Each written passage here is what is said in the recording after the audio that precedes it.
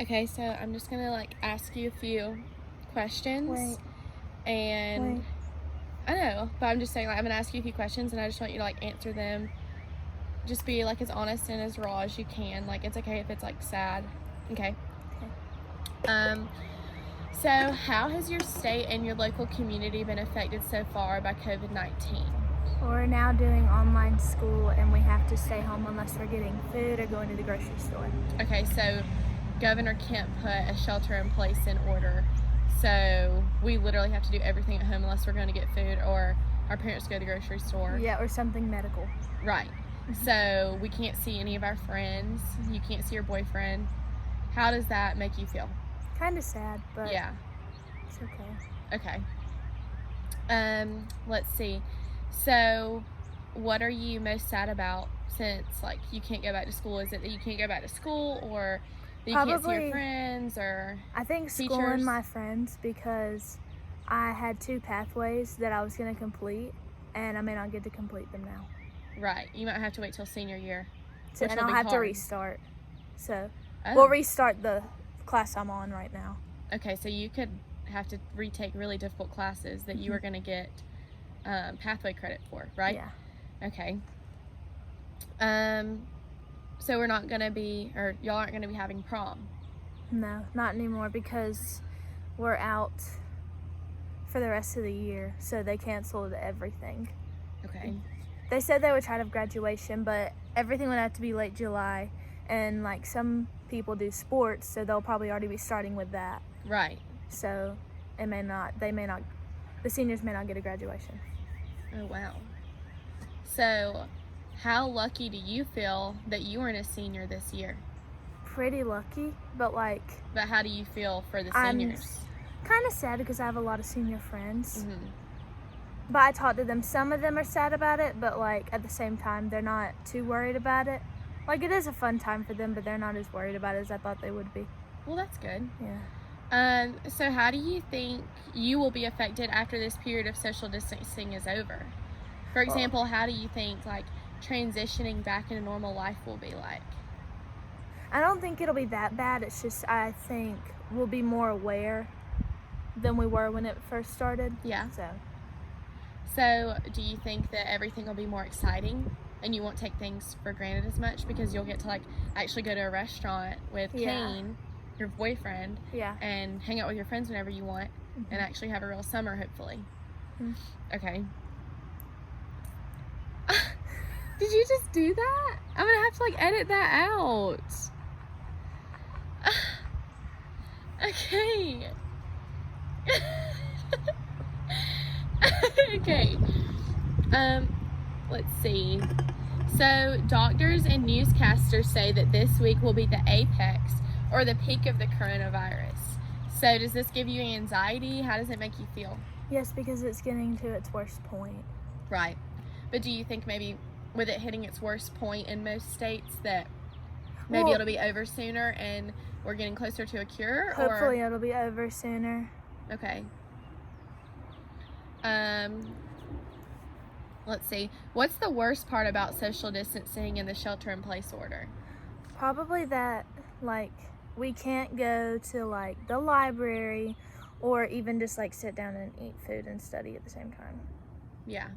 At a restaurant? Yeah. And I can't, invite friends to study with. Right. So it's school's out, but it stinks because and I can't really call them because I'm basically using every electronic for my homework. Yeah. So. Okay. So very busy. So what is the best part about social distancing and the stay-at-home order? Well, I get to sleep in. Mm-hmm. And I can make whatever food I want instead of having the school's food. Yeah. School's food is wrong.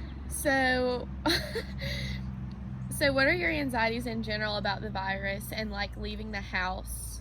Probably just that it doesn't just affect a group of people. What was it, the Spanish flu? Okay. Mainly affected young kids, not as much the older people, the older generation.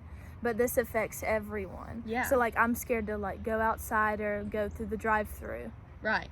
And plus I have decently old parents, so.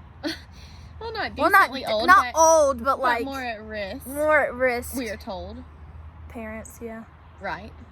But we're also being told that people our age, Yeah, and people more so my age. People on like your age, I've read an article and she's 22, so that's pretty close to you because you're about to be 20. Yeah. Right? Yeah. Yeah.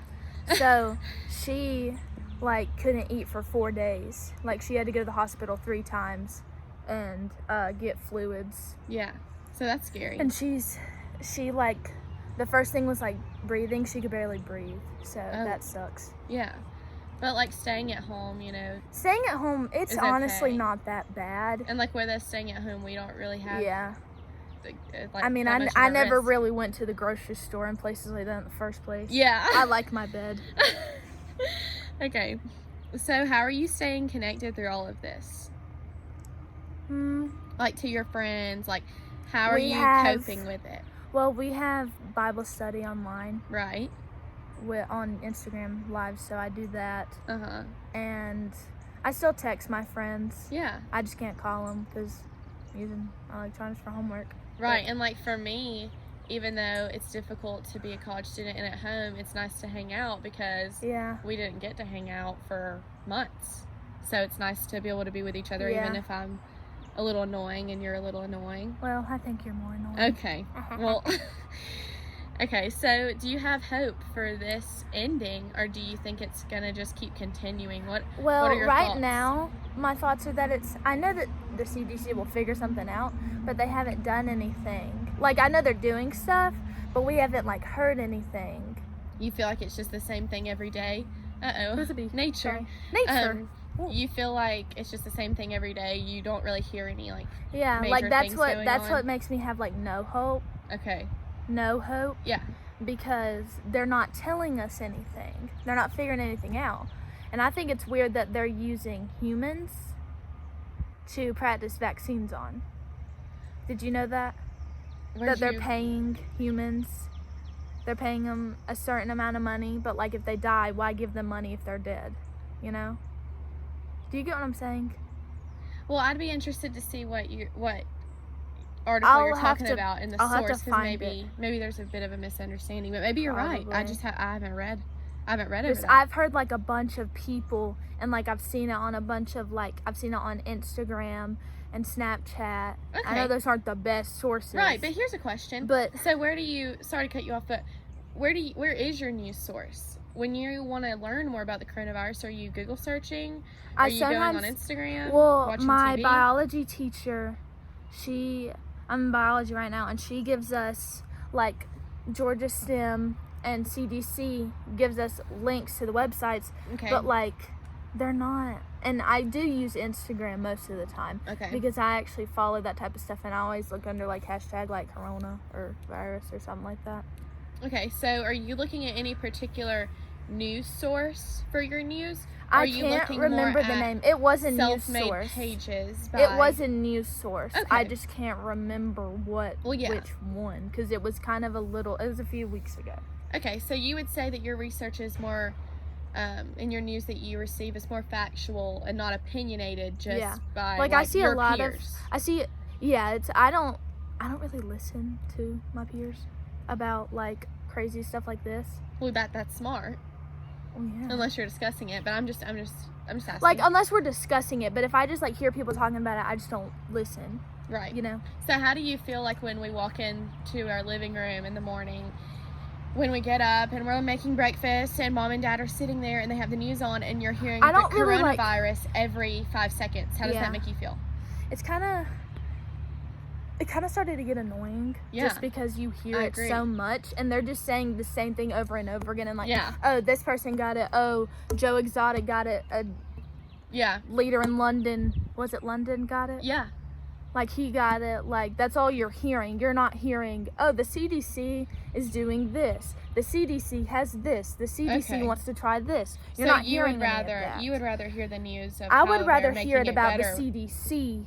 I want, like, that woman, I forgot her name, but she comes on when Donald Trump and talks about stuff, but she says the same thing every time, basically, if you think about it. Okay. She's like, oh, so we're doing this. how often would you say that you tune still doing in this. and watch this? Sometimes at night when I go get a snack, it's on. Sometimes but we you have aren't news actually on. sitting there watching I'm not sitting there watching it, but if... So you're getting bits and pieces. I'm getting bits and pieces, Okay. but the bits and pieces, they're the same thing every time. Okay. So, like, it's kind of annoying. Right. Okay. Well, do you have anything else that you'd like to add? Just about how you're feeling, or just anything you'd like to add, or a question that you might have for me? Do you know anybody at Ole Miss that has coronavirus? No, but I don't know anyone personally, but I know that they sent us an email that there was someone that attends Ole Miss that had corona. There was a student that tested positive, but she didn't come back to campus. Oh, okay.